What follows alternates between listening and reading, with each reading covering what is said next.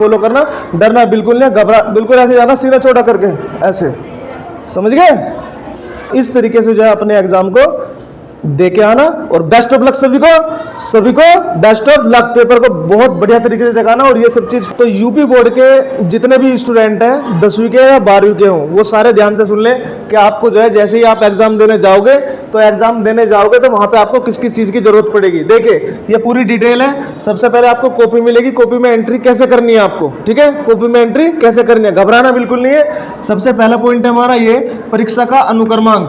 परीक्षा का अनुक्रमांक लिखना है अंकों में। जैसे यहाँ पे है 22, 34, 76, 48, ये किसी का अनुक्रमांक नहीं है, लेकिन मैं अपने पास से बता रहा हूँ। इस तरीके से आपको जो अपना रोल नंबर लिख देना है डिजिट्स में, सबसे पहली बात। दूसरी बात, दूसरा पॉइंट आपको दिखेगा परीक्षा का अनुक्रमांक किसमें, शब्दों में। ये शब्दों में लिखना है। शब्दों में कैसे लिखना है, 2 या तो इंग्लिश में लिख लेना 2, फिर दूसरा ये 2, फिर 3, इस तरीके से सारे वो लिखने हैं आपको। 4, 7, 6 कोमा लगाते रहना। हिंदी में लिखना चाहो हिंदी में लिख देना 2, ये कितना आया 2, ये कितना आया 3।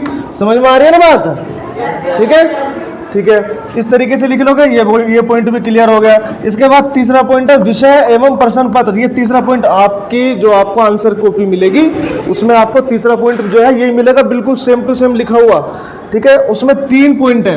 पहला विषय में लिखना है हिंदी। 18 तारीख के लिए बता रहा हूँ, विषय में क्या लिखोगे, हिंदी। किसी का सामान्य हिंदी है तो वो क्या लिखेंगे, सामान्य हिंदी, ठीक है। उसके बाद प्रश्न पत्र।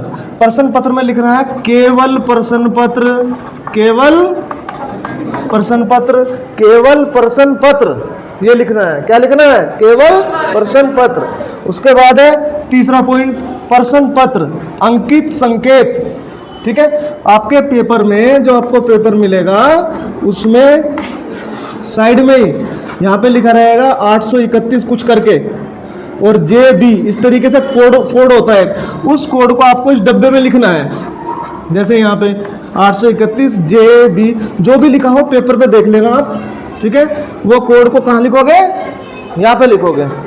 बात समझ में आ रही है, ठीक है। अब देखो यहाँ पे 4th पॉइंट क्या आएगा, परीक्षा का दिन। आपकी परीक्षा का दिन 18, जैसे 18 फरवरी है तो दिन क्या पड़ रहा है, बुधवार। क्या पड़ रहा है, बुधवार को इंग्लिश में वेडनेसडे भी लिख सकते हो, कोई दिक्कत वाली बात नहीं है। हिंदी में लिखो या इंग्लिश में, कोई परेशानी नहीं है। इसके बाद 5वां परीक्षा की तिथि। तिथि में यहाँ डालोगे, पहले तिथि में क्या डालोगे, 18 तारीख, दूसरा महीना, सन 2026, ये लिख दिया। फिर आता पाली का नंबर।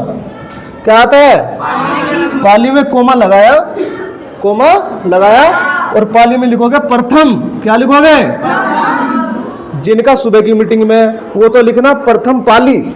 क्या लिखोगे, या प्रथम लिख देना बस। और जिनका 2 बजे से 5 बजे तक है, 5:30 बजे तक, वो लिखेंगे सेकंड, मतलब 12वीं वाले लिखेंगे सेकंड पाली। और जो 10th वाले लिखेंगे वो क्या लिखेंगे, प्रथम पाली, ठीक। उसके बाद केंद्र का नाम। उसके बाद सेंटर का नाम क्या लिखोगे, जहां पे भी आपका सेंटर गया है, जहां पे भी आपका सेंटर गया है।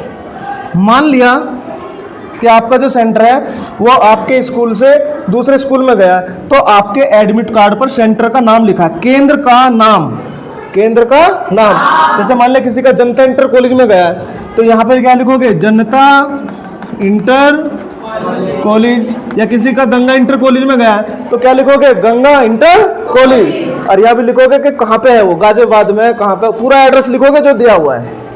समझ में आ गई बात। इसके बाद देखो 6 के 6 पॉइंट इस तरीके से एंट्री करनी है आपको, डरना बिल्कुल नहीं है, इस तरीके से एंट्री करनी है। अब आते हैं दूसरे पॉइंट पर।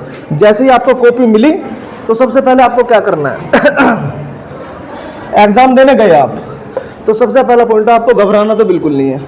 सबसे पहली बात क्या है, घबराना नहीं है। बच्चे घबराहट में, जैसे ही आप एंट्री करोगे वहां पे कुछ टीचर लोग खड़े रहेंगे, वो आपकी क्या करेंगे, चेकिंग, हल्की फुल्की क्या करेंगे, चेकिंग। तो चेकिंग से घबराना नहीं है बिल्कुल भी, पहली बात, ठीक है। उसके बाद दूसरा आत्मविश्वास, अपने कॉन्फिडेंस लेवल को बना कर रखो। कॉन्फिडेंस लेवल को क्या करो, बना कर रखो, क्योंकि कॉन्फिडेंस अगर गिर गया तो पेपर सोल्व नहीं कर पाओगे। समझ गए? कॉन्फिडेंस बना के रखना है, कोई ज्यादा हलवा नहीं, वो नहीं है कि भाई ज्यादा मार के इतनी तकड़ी वो है कि भाई पेपर ये आईपीएस आईएएस के पेपर नहीं हो रहे, ये बोर्ड के एग्जाम है, आराम से पेपर देना, पढ़ के जाना, तो पेपर आसानी आएंगे, कोई ज्यादा हार्ड नहीं आते, ठीक है? घबराना नहीं है बिल्कुल भी, समझे? तो आत्मविश्वास बना के रखोगे। दूसरी बात, किताब पेपर किताब में से आएगा, किताब से बाहर एक भी क्वेश्चन नहीं आएगा। जो आपके सिलेबस का है, सिलेबस का ही आएगा, ठीक है? उसके बाद पर्याप्त नींद लें, इस बात का विशेष ध्यान रखें। एग्जाम से पहले क्या करें? पर्याप्त, कम से कम 8 से या 7 से 8 घंटे की नींद तो जरूर लें। जब भी जैसे रात में पढ़ रहे हो, नींद आ जाए तो सो जाओ उस टाइम, और जब भी नींद खुले रात में तभी उठ जाओ, समझ गए? तो सोना बहुत जरूरी है। अगर पूरी नींद लेगे तो तुम्हें याद रहेगा, वहां पे पेपर में जो है आराम से लिख पाओगे, समझ गए? बिल्कुल। तो नींद तो जरूर लें, नींद के बिना पेपर नहीं हो पाएगा।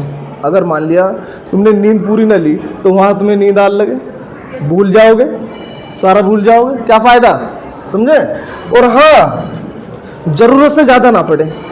जो पहले आपने पढ़ा हुआ है उन्हीं क्वेश्चन को क्या करना है? रिवाइज करना है, उन्हीं की प्रैक्टिस करनी है, लिख लिख के उनकी प्रैक्टिस कर लो। मान लिया क्वेश्चन आया हमारे के तुलसीदास की जीवनी लिखो, तो आप स्टार्ट कहां से करोगे? स्टार्टिंग पॉइंट सबको पता होना चाहिए कि स्टार्ट हम कहां से करेंगे। जब हमें यह पता लग जाएगा कि स्टार्ट कहां से करेंगे तो एंड भी हो ही जाएगा। किसी भी चीज की जब शुरुआत होती है तो एंड भी हो ही जाता है, ठीक है? उसके बाद साफ साफ लिखें, कॉपी में बिल्कुल साफ साफ लिखना है। कैसे लिखना है? साफ साफ, बिल्कुल साफ साफ लिखना है। और बिल्कुल भी हैंड राइटिंग ऐसी करनी है बिल्कुल जो एग्जामिनर के हर एक वर्ड समझ में आए। ऐसे नहीं कि तुम वैसे ही लिख दोगे तो उसके कुछ समझ में नहीं आ रहा है एग्जामिनर के, तो फिर क्या फायदा, समझे? उसके बाद जो प्रश्न पत्र अच्छे से, प्रश्न जो है अच्छे से आपको आता है, जो भी क्वेश्चन आपको अच्छे से आता है, सबसे पहले क्या करोगे? उस क्वेश्चन को सोल्व करोगे। जो क्वेश्चन आपको, जो क्वेश्चन अच्छे से आता है, सबसे पहले क्या करोगे? उस क्वेश्चन को। बात समझ में आ गई? अब एक बात और सुन लो, लास्ट जो मैं बताने जा रहा हूं।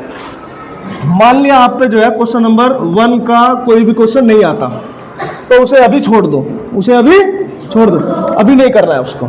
मान लिया आप पे आता है क्वेश्चन नंबर 2 का सी या गे, तो आप जो आंसर करोगे तो वहां पे लिखोगे क्वेश्चन नंबर 2 गे पार्ट, समझे? फिर आपको मान लिया तीसरे का घ आता है तो क्वेश्चन नंबर 3 का घ, ऐसे लिखोगे बेटा। ऐसे एग्जामिनर को कॉपी चेक करने में क्या होती है? आसानी होती है, समझ गए? मतलब जो भी करो सामने जो है उसका पार्ट लिख देना। अगर मान लिया क्वेश्चन नंबर 5 का क्या कर रहे हो तो क्वेश्चन नंबर 5 का क्या, अगर पेपर में क्या लिखा है तो क्या लिखना है, अगर पेपर में लिखा है क्या कीजिएगा, क्या फर्स्ट, तो ऐसे लिखना है। अगर पेपर में लिखा गया 5A तो ऐसे लिखना है। बहुत से बच्चे क्या करते हैं, 5वें का ए लिखा होता क्या लिखे आते हैं या ये लिखे आते हैं। जैसा पेपर की लैंग्वेज में है ऐसा ही आपको लिखना है आंसर शीट में भी, समझ गए?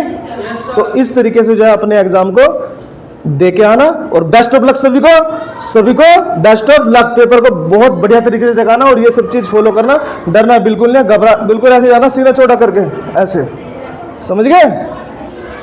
Thank you. और वीडियो कर देना लाइक और चैनल को कर देना सब्सक्राइब और भेज देना अपने सभी स्टूडेंट्स के पास।